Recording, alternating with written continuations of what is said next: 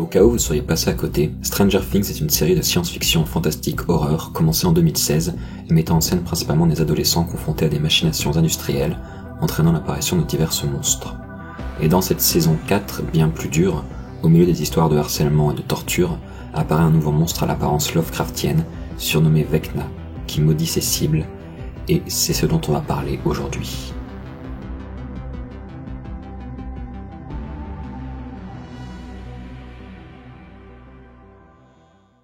Vecna apparaît dès le premier épisode alors qu'une pom-pom girl vomissant dans les toilettes a une hallucination terrifiante.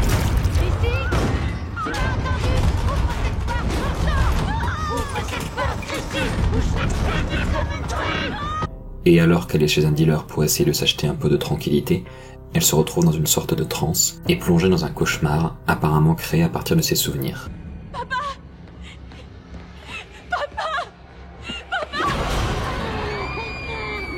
C'est là qu'elle va rencontrer Vecna, qui la tue de manière très gore. Manière que je ne vais pas vous montrer en entier ici, mais je ne doute pas que vous l'avez bien en tête si vous l'avez vu. Personnellement, j'ai été un peu choqué de cette scène car si Stranger Things intègre une part d'horreur, on a là une violence visuelle plusieurs crans au-dessus de ce à quoi les saisons précédentes nous ont habitués.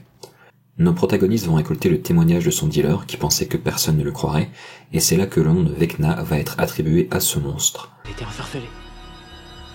Maudite. La malédiction de Vecna. Pendant qu'il fait sa deuxième victime. La jeune Max découvre dans les dossiers de sa psy des points communs entre les victimes. Tous les deux avaient vécu un traumatisme, souffraient de migraines, de cauchemars et avaient apparemment eu des visions, cas qu'elles cochent toutes, elles aussi. Red et Chrissy, ils sont morts moins de 24 heures après avoir eu leur première vision. Et je viens de voir cette maudite pendule alors... Apparemment, je vais mourir demain.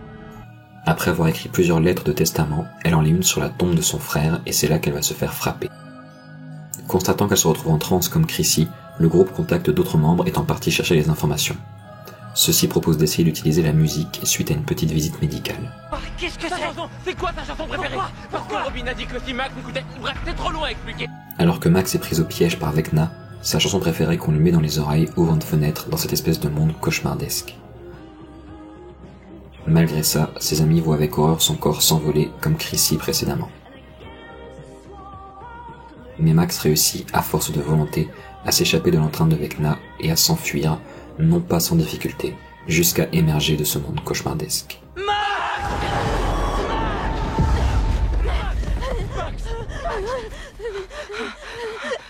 Cette scène est tout simplement une des scènes les plus poignantes que j'ai vues, toutes séries confondues. Elle est à la fois pleine de suspense, car les obstacles sont nombreux, et j'ai personnellement douté jusqu'au bout que Max allait réussir à s'en sortir, et elle est également terrifiante, car alors qu'on a déjà vu ces deux horribles meurtres, le corps de Max se met à flotter de la même façon, et ce, après cette lueur d'espoir amenée par la musique. D'ailleurs, c'est pour moi la seule faiblesse de cette scène. La réaction de ces trois comparses me paraît très molle, alors qu'ils savent ce qui est arrivé à la dernière personne s'étant mise à l'éviter comme ça. Là, selon toute vraisemblance, Max est condamné. Mais surtout, c'est bien la métaphore derrière tout ça qui est brillante. Max mène un combat intérieur, et même un combat extrêmement rude et effrayant, alors que du point de vue du reste du monde, elle semble juste être amorphe. Vecna tente en plus de la convaincre que c'est ce qu'elle veut. Ce n'est pas pour rien que tu t'isoles de tes amis. T'entends quelque chose? C'est parce que ta place est ici. Déjà, quand il avait tué Chrissy, il lui avait dit ça. Le moment est venu d'abréger tes souffrances. Et, de manière assez intelligente, c'est la musique préférée de Max qui lui permet de s'en sortir. La musique est universelle et ancestrale. Les premiers instruments de musique qu'on connaît datent d'environ 40 000 ans, et il existe même des troubles neurologiques ou psychologiques portant sur la non-reconnaissance ou l'insensibilité à la musique. Donc on pouvait difficilement trouver mieux que la musique pour symboliser le désir et l'amour de la vie. Parce que c'est bien ça dont il est question. Vecna lance une malédiction sur une personne perdue, effrayée, triste, une personne qui va s'isoler ou développer des comportements à risque, qui va doucement perdre l'envie de vivre, jusqu'à ce que le monstre l'achève en la paralysant, en la poursuivant dans son monde intérieur. Son entourage voit juste une personne qui ne réagit pas, et dont les yeux, le miroir de l'âme, sont inaccessibles.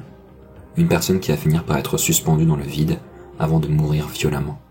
À l'intérieur, la victime doit se démener, et c'est cette musique ainsi que tous ces souvenirs agréables de vie qui donneront à Max la force de se battre, de s'extirper de l'étreinte de Vecna et de courir vers ses amis, de courir vers la vie, mais tout en devant esquiver tous ces obstacles qui lui barrent la route ou qui lui tombent dessus. Clairement, la malédiction de Vecna, c'est la dépression. Cette lutte intérieure, ce mal qui nous ronge et qui peut nous tuer. Cette tendance à l'isolement et surtout le fait que ce combat soit invisible et totalement inaccessible aux autres. Cette impuissance de leur part qui peuvent essayer de nous secouer autant qu'ils le veulent, sans aucun résultat. Et je vous assure que cette course au milieu de ces énormes rochers qui lui tombent sur la gueule, c'est littéralement ce qu'on ressent certains jours. Tout comme l'impression d'être maudit. Le hasard a voulu que je regarde cet épisode 4 de Stranger Things dans une phase extrêmement dure pour moi, donc forcément j'ai eu cette lecture assez spontanément, mais il semble bel et bien que je ne sois pas le seul à voir les choses sous cet angle. Puis, le mot dépression n'est jamais prononcé, mais il est bel et bien avéré que Max n'allait vraiment pas bien, comme les autres. D'ailleurs, regardez le cadrage de cet entretien avec sa psy qui, non seulement l'isole totalement, même du décor, et qui en plus laisse apparaître une ombre sinistre devant elle. Et ce qui la sauve de la mort, ce sont ses souvenirs de ses amis qui lui apportent de la joie, mais surtout leur action directe qui, bien que ce n'ait pas été visible de suite, a su ouvrir une fenêtre d'espoir dans sa vie au travers de cette musique. Et quand le pouvoir de l'amitié est un concept extrêmement cliché et assez ridicule dans certains dessins animés, ici c'est assez littéral. L'être humain est une espèce fondamentalement sociable qui a un réel besoin d'être entouré et de recevoir de l'affection. Bref, si vous doutez de cette interprétation, on peut rappeler que l'enquête sur la malédiction de Vecna amène nos héros dans un hôpital psychiatrique, et c'est d'ailleurs la thérapie par la musique qui donne l'idée de l'utiliser contre Vecna. Vous avez aussi son discours qui est littéralement ce qu'on pense lorsqu'on est vraiment au plus mal. Se réveiller le matin, manger, travailler, dormir, se reproduire et mourir. Tout le monde ne fait qu'attendre. Attendre que tout soit enfin terminé. Ou sinon, voici une traduction des paroles de la chanson jouée à ce moment.